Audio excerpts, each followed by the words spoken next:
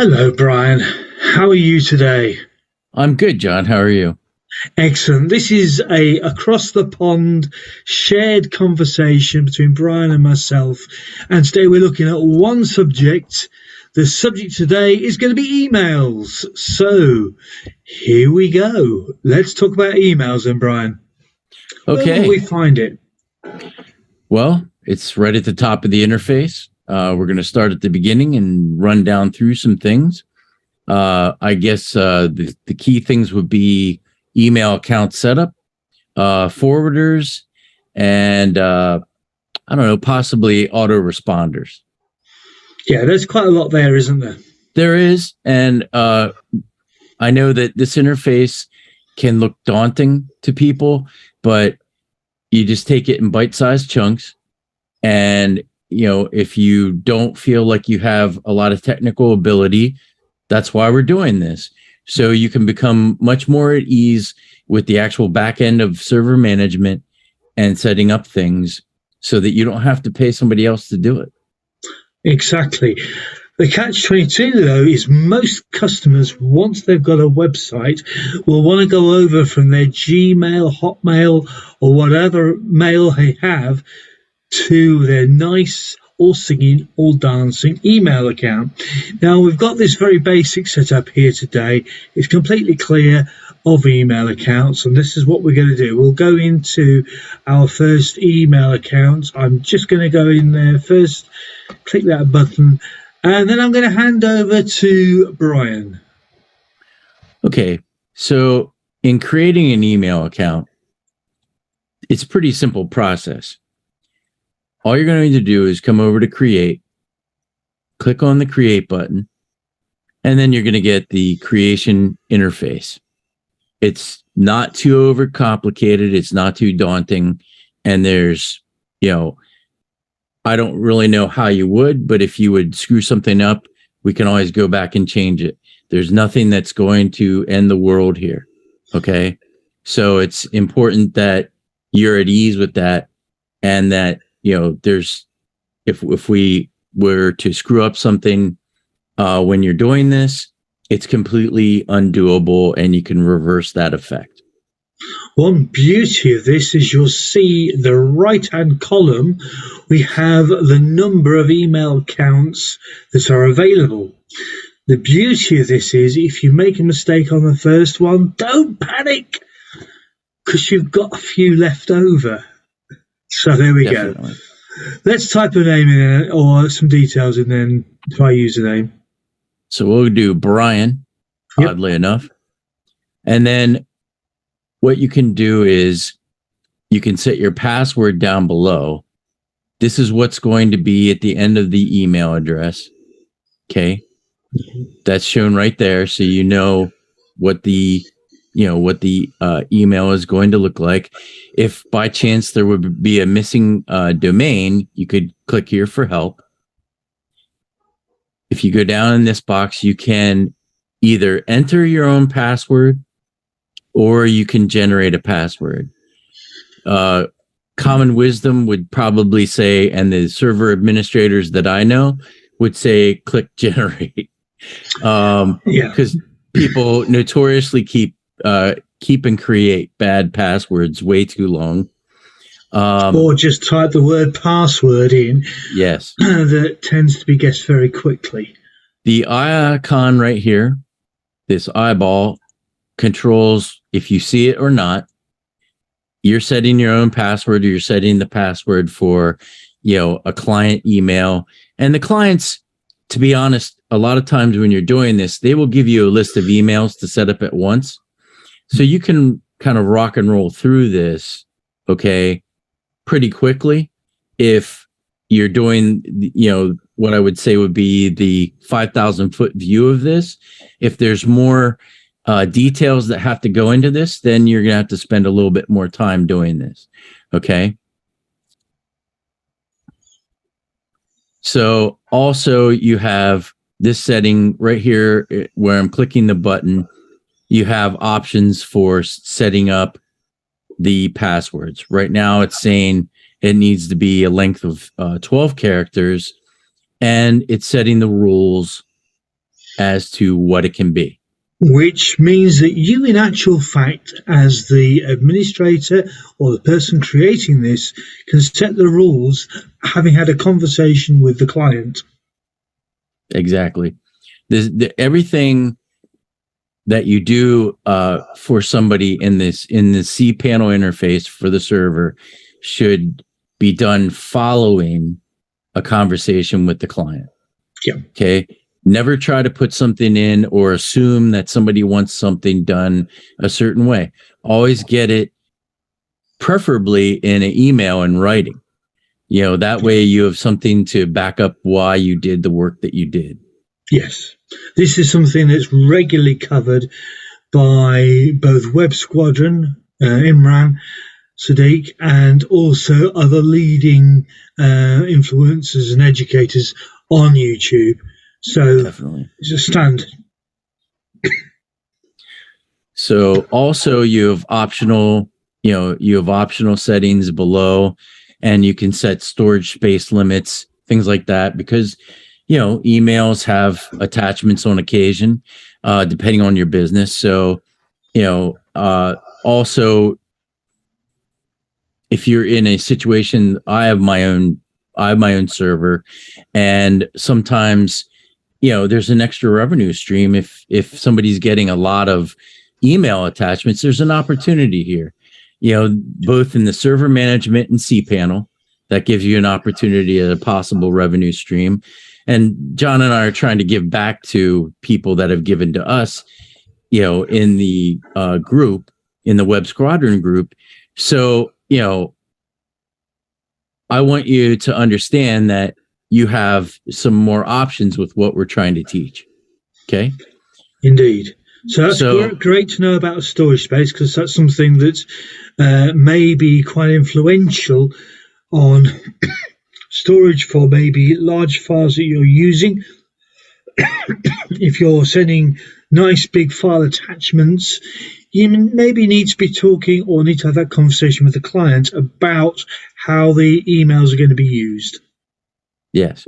So you have some other options down here for automatically creating folders and not creating them. That's a radio button, so it's either or.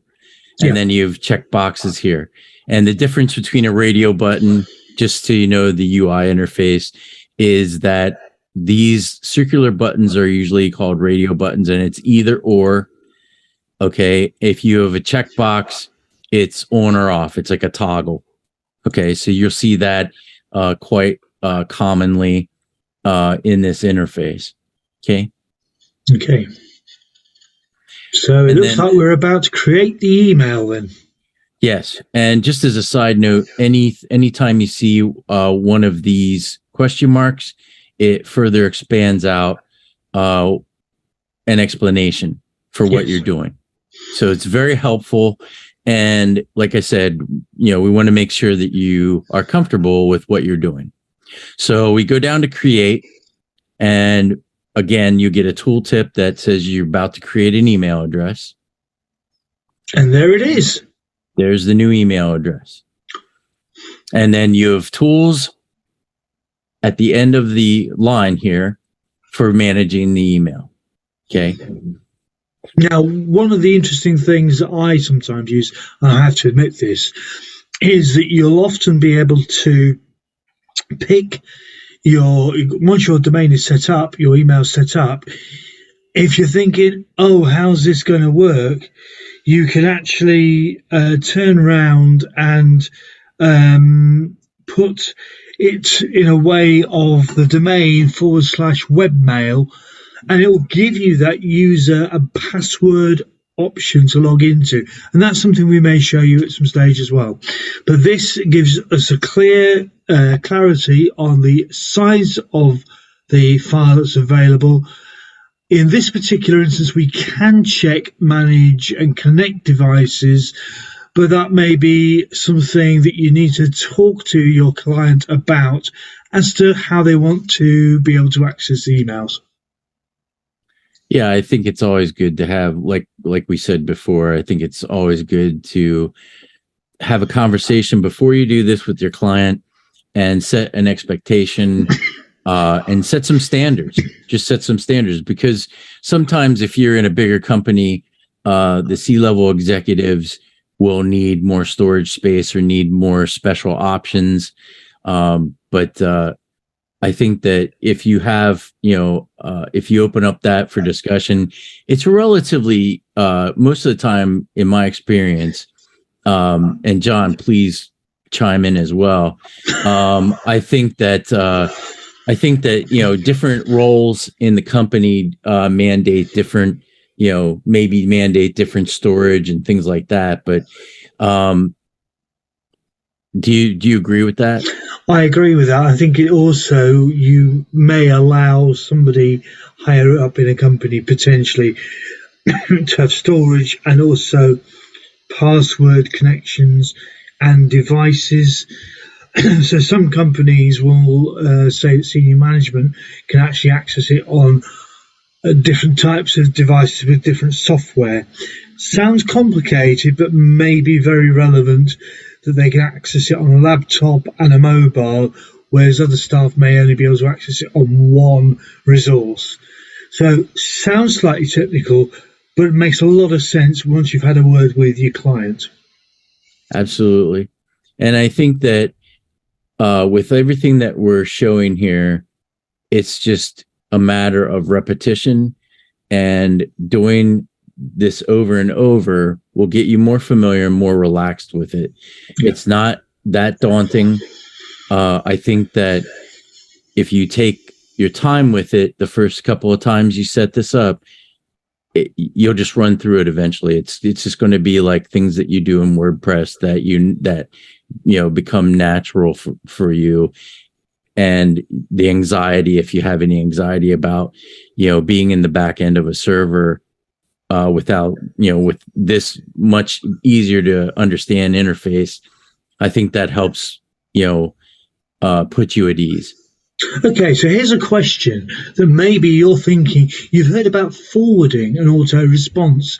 Brian and I would just like to briefly cover this now. So again, handing over to Brian as he takes us directly into that area. The redirection may be important if you've got things like info, or you've got a generic email that you actually want it being personally forwarded to one person's account to deal with. So sales manager maybe have just sales coming through to them rather than giving out his own personal email account, to give an understanding of that. Here we have forwarders, and as you can see, a number of options in this particular area. We can add domain forwards and add forwarders as two options. Let's have a look at that.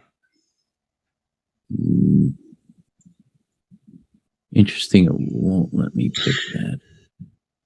Okay, so since that's the only domain, it's only allowing, it's defaulting to all domains because there's nothing else to choose. So that's the default. So that's why fine. That's why it's not letting me choose that. Yeah, it's on this particular account, as you may well find with your own accounts. This has got its cPanel just specifically for this account. If you have a different operation, Brian and myself obviously have deal with multiple email websites, accounts, etc. And so therefore your settings may be slightly different, and that's where possibly you ask for help or guidance in those particular areas if that's relevant. But the forwarding option is quite useful, because if you have somebody away, for example, you can actually forward emails through their business emails through to their manager, so that a manager might be aware of issues or challenges when the individual's away. This is probably common practice for a lot of companies, depending on the circumstances and depending on what they're dealing with. So we know we've got Brian as a email address. Yes. And then if we wanted to, for example, forward the email to someone else's email address, you've got a whole bunch of them. You can pick the top one if you want. Okay. In this instance, I don't mind that. Okay. I can.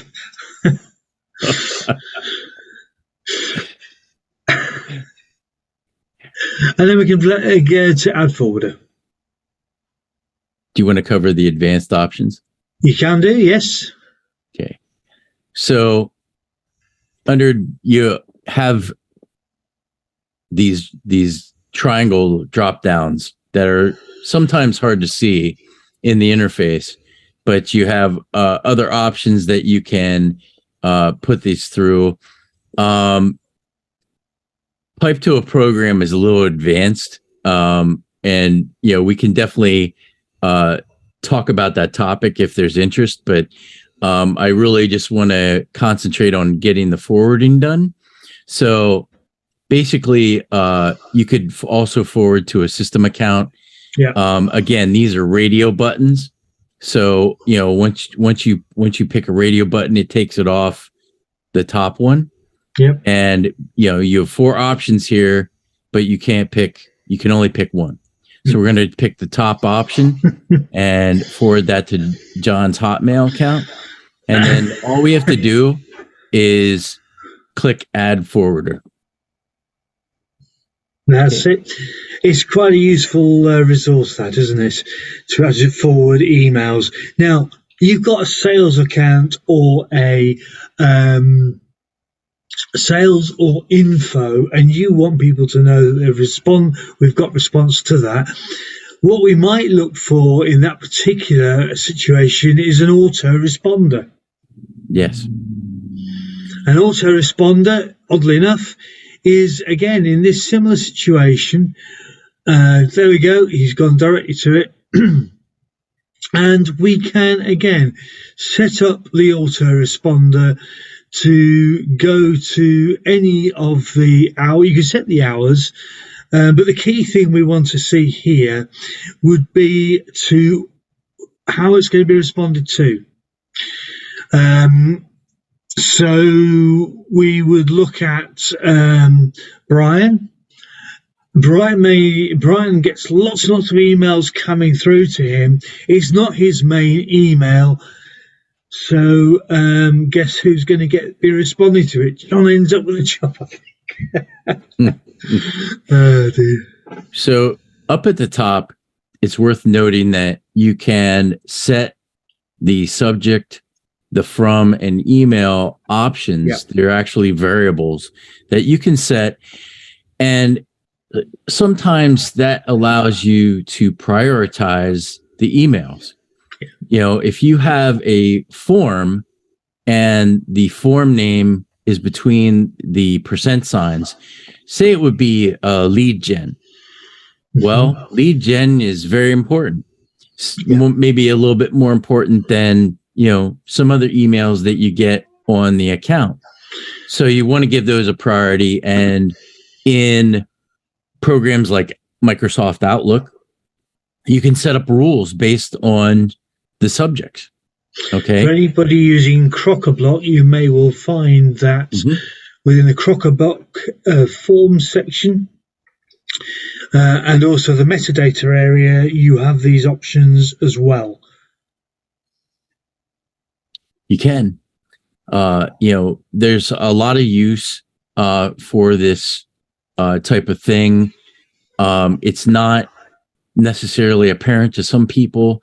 And some people these days don't care for this, but I think it's valuable as long as you don't abuse it. I think there's a lot of power in this. But like I said, you can drop in your percentages for your subject matter. And like I said, you could put lead gen on that. Even if it was a form, you could. I doubled up. There's a lot of options here to explore, but it's not overly daunting. There's some things you can do, and if we need to, if we get requests for it, we can always do a deeper dive into that. Yeah. Okay. And again, folks, this is a basic covering. We're taking it slowly, so that you can write any notes down you like or whatever. because there is value in actually understanding what you're actually dealing with behind the scenes. Exactly. So in the body, this is what's going to happen here is in the body is what is going to be sent. This is the autoresponder piece of that. So you can, you can change the from to whatever you want. If you have an info email, things like that, and the subject matter you can change to, a default subject matter, or maybe more common would be, a thank you message. I don't think you need the percents for that. The percentage signs are just for the variables, and then you would put your message in here, and it's a nice way to kind of automate what could be or become a tedious issue, but it's just a way to engage. That auto response does tell you that your email has actually been received by the person you've emailed, and that could be quite important to people to know that their email's been received. Exactly. And you can do your starts, you can do custom. I think that there's power in the immediacy of this. Yes. There's a few times when if you were to use this maybe in an email drip campaign, then you could set up the dates and times and things like that. But I think there might be better tools, maybe even within WordPress, that you could utilize. But you have, like I said, this gives you more options outside of WordPress, but you can make those decisions as you want. And then of course there's a stop on this. So when you click you create, I need a form. We'll go Brian. Okay. And there we go. We've got the autoresponder. So today's video, we've looked at setting up an email, setting up a forwarder, and setting up an autoresponder. Is there anything you want to sort of conclude with, Brian, from this? Just that if you see something that we're not covering in these videos, to let us know, and we'll get that done for you. Ladies and gentlemen, I hope you like what you're seeing, and I also hope that you'll subscribe to where you found this content. But the most important thing is we want your response, in your view, what you'd like to see, so that we can help take this forward and work with you to really sort of explore some of this. Thank you very much indeed for joining us on this particular video. It's been really good to have you, and I'd like to extend my thanks to Brian, who originally came onto this conversation with, we both see the value in sharing this info, and that's how these have all been started. Thank you very much indeed, folks.